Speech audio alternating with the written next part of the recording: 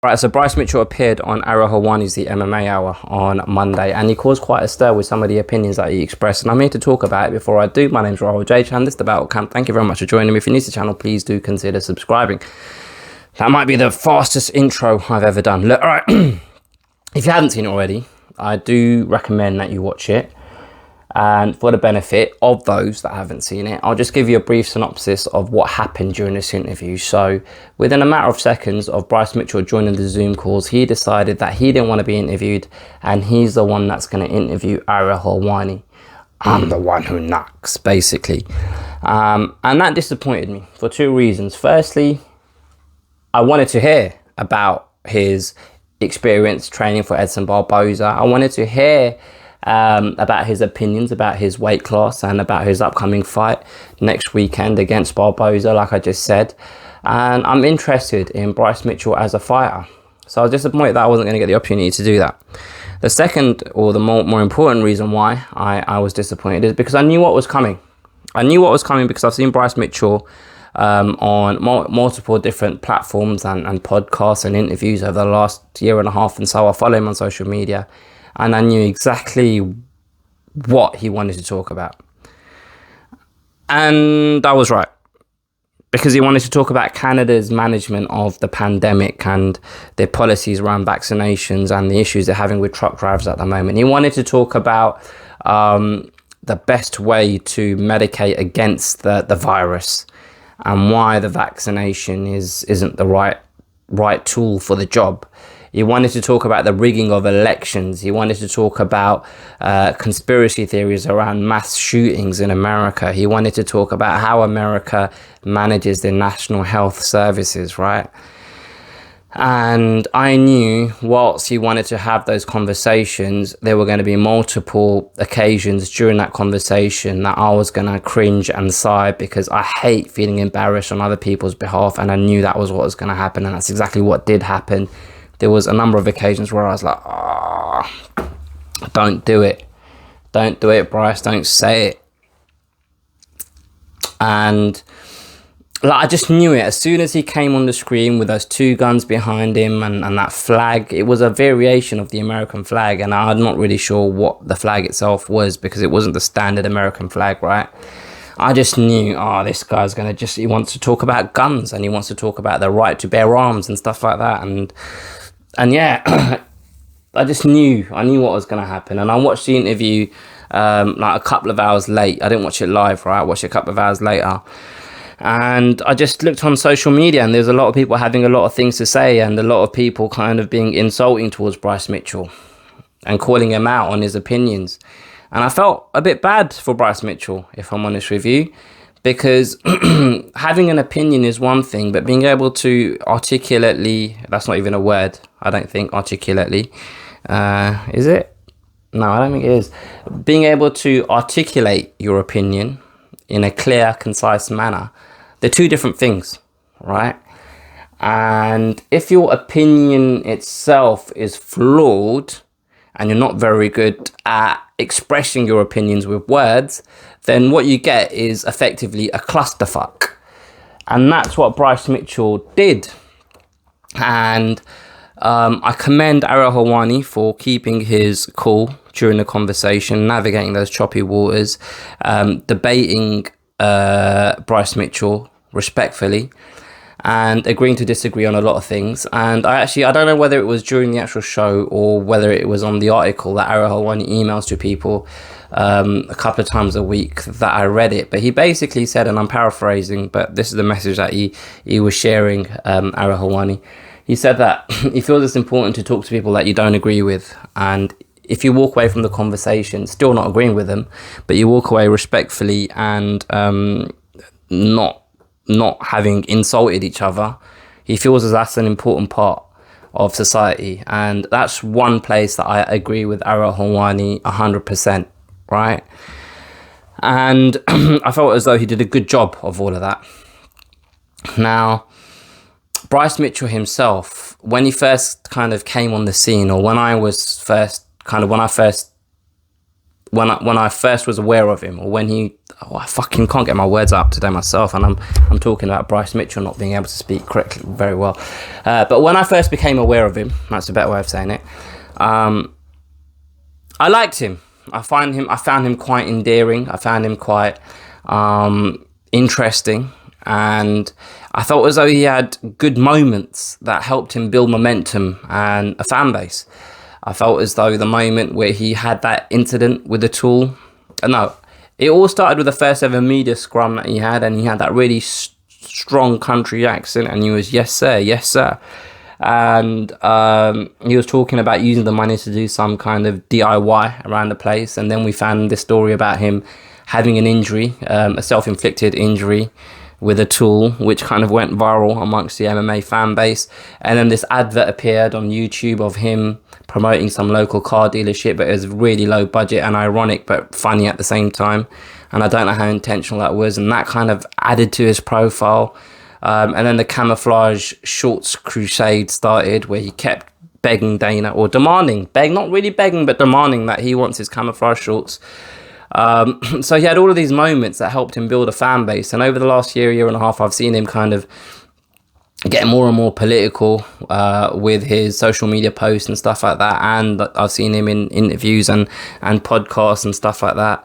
And I just knew where this was going, right?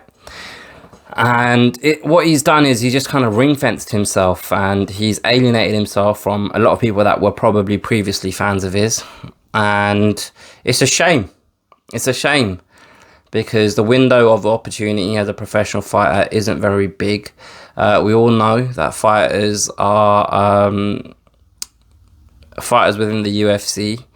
There's a big, massive, contentious issue in terms of what they're paid. So you don't have a massive window, and at the moment they don't have the potential to earn life-changing money, or at least a big number of fighters don't have the potential of earning life-changing money. So he was on the right track to potentially get there, and now I feel as though he's kind of taken a left turn from all of that.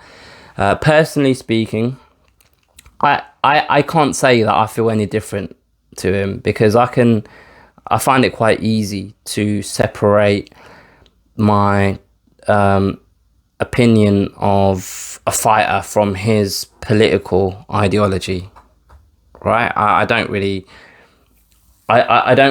change my opinion on someone because of what they think from a political standpoint.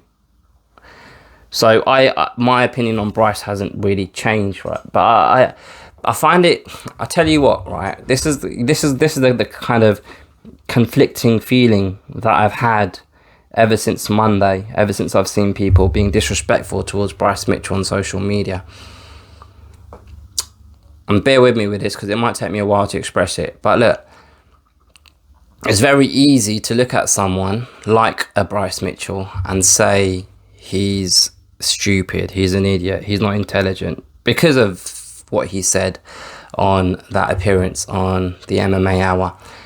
And to be fair, he deserves it to an extent, because he's exposed that. He's exposed the opportunity for people to do that by having the type of discussion and not being very well prepared for that type of a discussion, right? So people have every right. But at the same time, and this might just be me being in my mid-30s, reflecting at myself and my life, right? But what I kind of keep kind of coming back to in my mind is it's easy to call him stupid or uneducated or an idiot. But as fans of the sport, we know that people that participate a lot of the time come from difficult upbringings, come from the fringes of society's rejects almost, right? And people that are in that environment that turn to fighting for a release and then find out they're actually quite good at it and make a run of it as a profession, some people, that's just their last choice. That's their only choice, right? you can see why they might be disenfranchised, because personally, I'm disenfranchised with the political structure of Britain. I can't remember the last time I voted. I don't care. Nothing changes. And especially with what's been going on recently, and just the corruption and the mismanagement of public funds and all of that stuff, and just the stuff that's come out recently, and I'm talking about in Britain and England, the stuff that's come out recently about double standards and one rule for them and one rule for us and all of that stuff. It just kind of, I don't feel any kind of community when it comes to politics, right? I don't care. I honestly don't. All I care, the only time I find myself caring is when I'm angry. There's nothing that's ever happened in the last year, 2, 3 years that has made me happy. And I thought to myself, you know what? That's a positive change. That's a good thing that they're doing for us, you know? And the reason why I'm saying all of this is, like, a person that's already disenfranchised, already kind of a difficult upbringing, it's at the fringes of society, and a difficult childhood and all of that, I can see why they kind of are attracted to that kind of model of thinking, right? Because nobody's done anything for them in the past, and they're trying to cling on to reasons why, right? But at the same time, you got people like me, and I'm not saying I haven't done this personally, but I can tell that a lot of the MMA social media community are made up of people like me that sit in offices all day, hate their jobs, and they go on Twitter as a release, and then they come home, watch a bit of TV, and then the alarm goes off in the morning, and they have to beg themselves to get out of bed so they're not late for work, because they don't want to be there, right? And myself included, to be honest. And then you've got the Bryce Mitchells of this world, who these same people on social media are having a go at for not being intelligent, for being stupid, who are waking up in the morning with a spring in their step, can't wait to get out of bed, because they got to go and train, because they got to go and do what they love. And they found a way of pursuing goals, dreams, aspirations as a living. And they make good money from it. And then I'm sat here thinking to myself, who's really the stupid one? Who's really the idiot? Now, this isn't me trying to explain to you guys why I agree with what Bryce Mitchell said, because I don't agree with most of what he said. But at the same time, and I'm not trying to make excuses if that's what people are ascertaining from what I'm saying. I just feel as though I understand why someone like Bryce Mitchell might be attracted to the ideas that he expressed during that interview with Ariel Helwani, and I'm explaining why I think it's stupid for people to call him out on his ideas without doing a bit of self-reflection first. I suppose that's what I'm trying to say. And who knows, maybe too much of my own internal feelings towards where I currently am is coming out in this analysis of what he said on Monday, right? But I think you guys can kind of, if you watch my videos regularly, you can see kind of where my kind of head is in terms of politics and social justice, etc. Because I don't really have a side. I can't understand how you can have a side. And Bryce Mitchell has got a side, right? He's got a side, and these are these 4 or 5, 6, 7, 8 things that he believes, and they all kind of interweave with one another, but also kind of contradict each other, right? But you can see his side, and I don't know how people can have a side, because some things, like I like to look at everything on an individual basis, right? And I don't know where I fit in terms of the political spectrum at the moment. But that's by the by. I suppose the point I'm trying to make is rather than trying to correct Bryce Mitchell, rather than trying to denigrate. Is denigrate the right word? I feel as though denigrate's the right word right now. But because I'm struggling and tripping over my words at the moment, I'm going to Google it. Yeah, rather than criticize, denigrate. Rather than trying to denigrate Bryce Mitchell for his opinions, I think if you think you're intelligent, if you think you're clever, if you think you're cleverer than Bryce Mitchell, rather than trying to debate him or prove him wrong, why not try and understand how he might have got there? Because it is quite outlandish, right?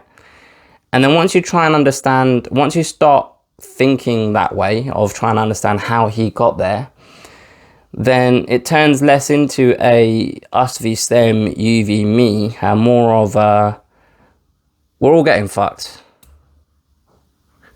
We're all in this together. Anyway, that's my opinion. Let me know what you guys think. I went on for way longer than I wanted to. But yeah. Put your comments below. If you've liked this video, please do like it, share it with a friend, subscribe to the channel if you haven't already. I'll catch you guys next time.